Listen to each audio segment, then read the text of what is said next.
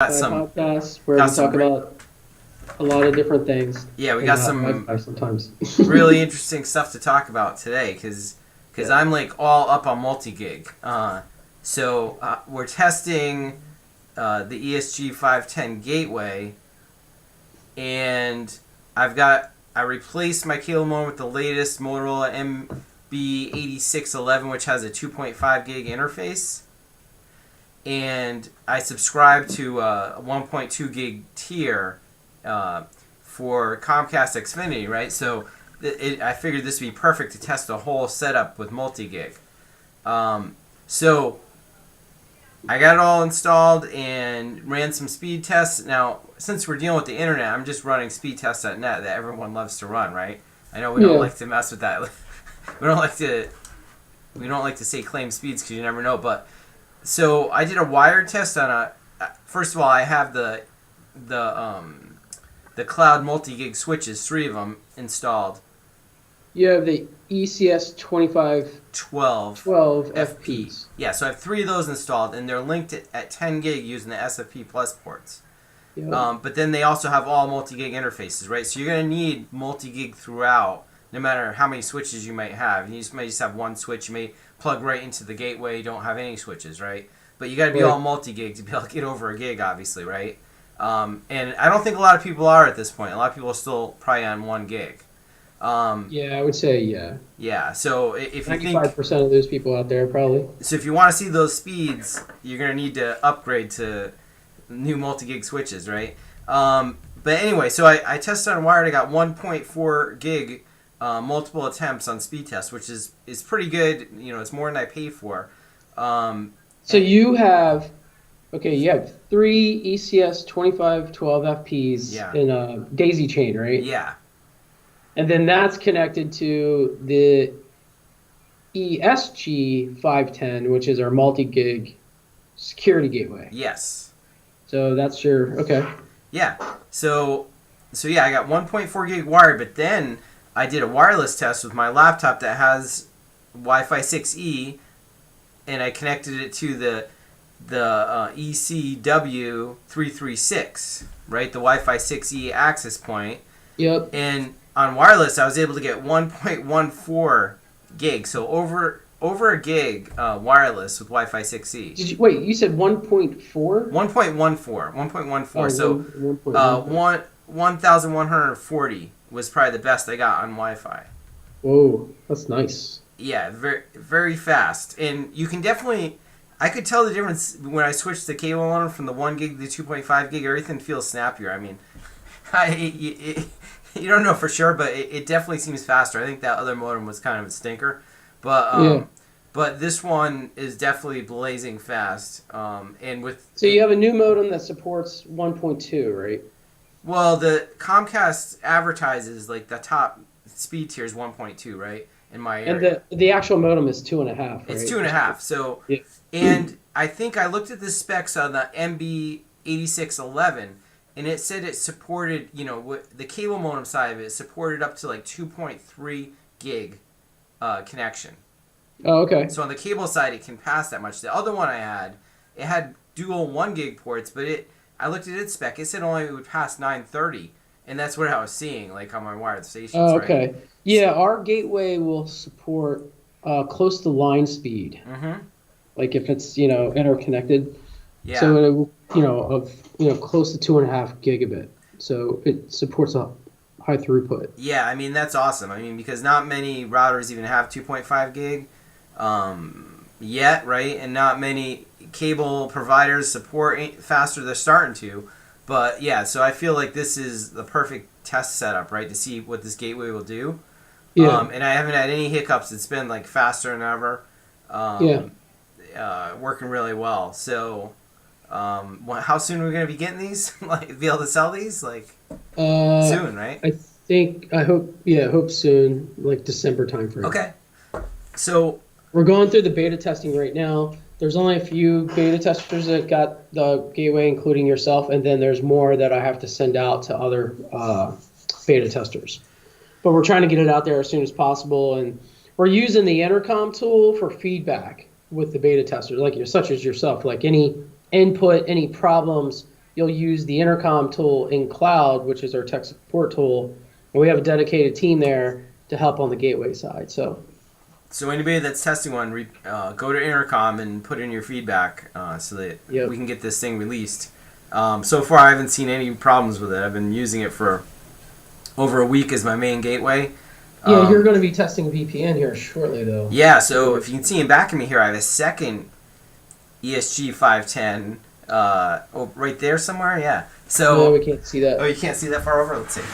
I can't. Yeah, you're right. I was just some. There we go. Now. Oh yeah, there we go. I've got the second one here, and I'm trying to test site-to-site VPN. So I'm just starting to set that up. Which is so basically. Now you got to do a port forward. Yeah, I did the port forward. I think it should be working now. And this is kind of a setup that, like small businesses that have, or larger businesses that have lots of different sites. Would connect them back to their main office, right? They could put one of these ESGs in the main office with their internet connection, and then at the remote offices put one of these things with an access point plugged in, because this does provide PoE also. Yeah, I mean, you could do a work from home kind of situation, right? Yeah. Yeah, so the one port, I think that's port 4. Is it P1? I can't remember. I'm plugged into P1 right now with the access. No, for the PoE. It passes PoE plus. Yeah. I think it's both port 1 and port 2. It passes PoE plus because they're both yellow. No, just the one all the way to the right. Oh, you're right. That's the one I'm plugged into. Yep. So it says PoE plus. Do the other ones are standard, just PoE? They're not PoE. Not PoE. Okay, gotcha. Yeah, there's only one PoE output on the gateway.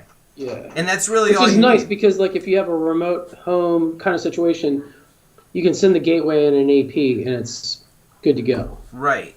That's awesome. That's right. So that's what I've set up here now. I got to play around some port forwarding because they're both behind the same public IP address, so it was complaining, but I'll work on that, get that working, and test it out. You made me think I should create a bundle. No, we don't like bundles.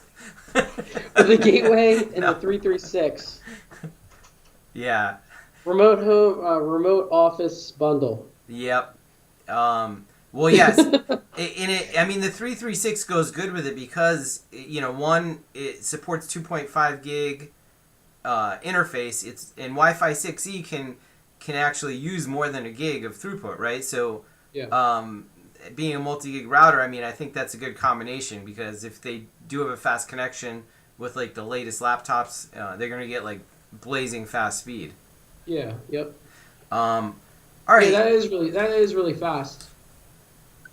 Oh yeah, 1.4 gig. I couldn't believe it because my other one was always like saddled at 930 meg, and I'm like, oh, maybe there's some loss in the Ethernet. I didn't realize that the cable modem itself was not up to standard. Like it wouldn't pass a full gig. So yeah, you make me want to check mine. I think we talked about that last time. I almost want to check mine to see like if I should have an upgraded one now. Yeah, because the other one, the modem I had, it was an Ares T25, and it was a DOCSIS 3.1, which can handle. Yeah, you specifically went out and bought that thing. Yeah, right? I bought it special, and at the time, it was one of the recommended Xfinity router modems. But now it seems this Motorola MB8611 is like the one everyone's recommending. So I just went and picked up one of those. Used, and it works fine. So yeah, pretty awesome. The gateway's working great. I know you set up VLANs on that already and stuff too. Oh yeah. I have 2 VLANs set up on there already. So I have VLAN 1 and 2, and like my laptop is plugged into a separate VLAN. So that's working fine. I had that all set up. I had port forwarding set up. Like I just copied over the settings from my Microtech router, and it was able to basically accept all those. And you set up your firewall as well too. For the port. The port forwarding on the firewall. For whatever internal servers I had. Every all that stuff's working. It's great. I can't wait till we get a hold of these. Customers really want them. I think it's going to be a great end-to-end solution. Yeah, I'm excited to get it. All Out there. right, so then you wanted to talk about the pro licensing because those of us that have been using the cloud, for over a year now. What has it been, over a year or just a 3 year? years. How long has it been? 3 years. 3 years. But so we launched the pro license a year ago. Okay, gotcha. Last December. Gotcha. I think it was. So 11.4 is the end of the free license. Yes. For a lot of people. So everybody's kind of like, I have an FAQ out there. I've done webinars. We've done emails, and people are still like, "Wait, what is this? I don't know what this is." So it's always funny. You always find that with like even new product. Like I'll have a new product out, and somebody will go, "Oh yeah, I didn't know you had that product." And it's like been out for like a year. Yeah. Like, I'm not doing my job as getting the info out there, but yeah. So you might get an alert, which was not well written. And we're trying to get that fixed, but yeah, you might get an alert about your cloud license ending, your cloud pro license ending soon. But it's an alarming message, right? Yeah. But it's really not that hard, right? If say you're using Pro, for example, all your devices are configured, right? The configuration's pulled from the cloud, they're locally stored, and it will operate. So what happens if the license runs out?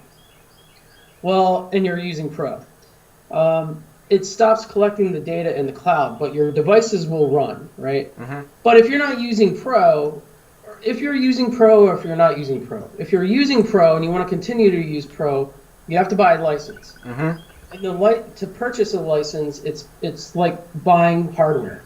You're going to go to a Keenan and you're going to go, hey, I want a 3-year license, a 1-year license, a 5-year license, right? Mm-hmm. And there's a part number that you're going to, I'm going to go to you and say, I want the AP- license, 3-year license, for example. And you're going to quote me on that. And then you're going to process a PO with us, and then we're going to send you the actual license. It's a key. Right.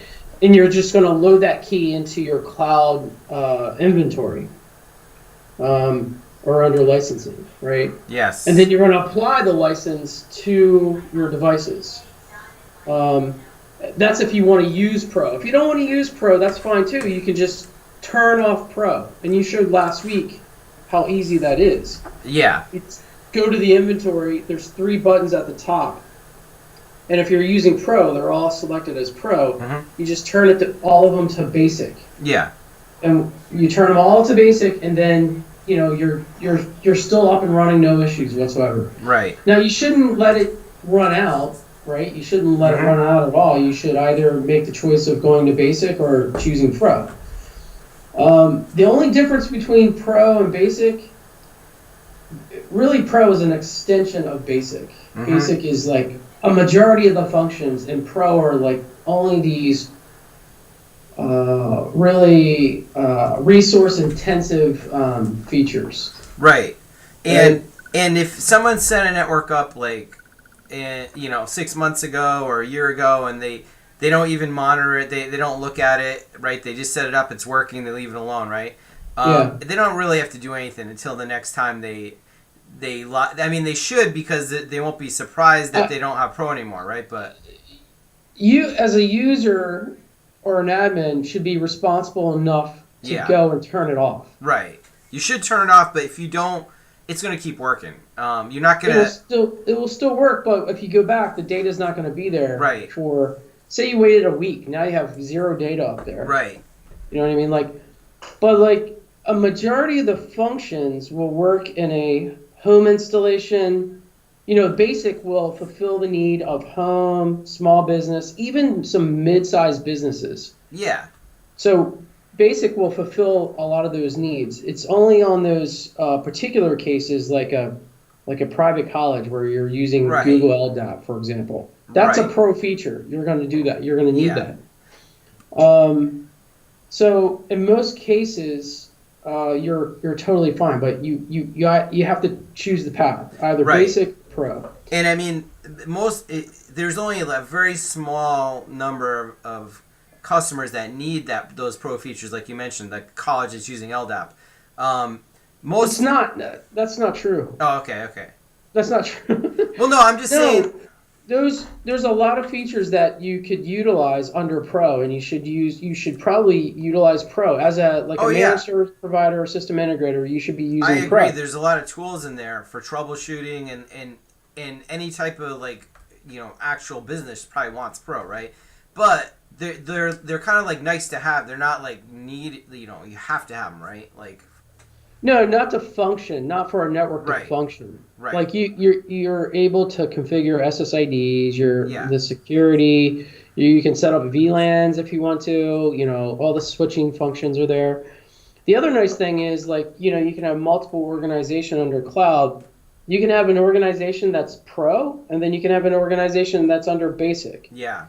So that organization that's under Pro might be like a more advanced network, and you need more advanced functions like, you have radius enabled or something like that. And I've seen even like on small home installs, there are some that are just like troublesome, right?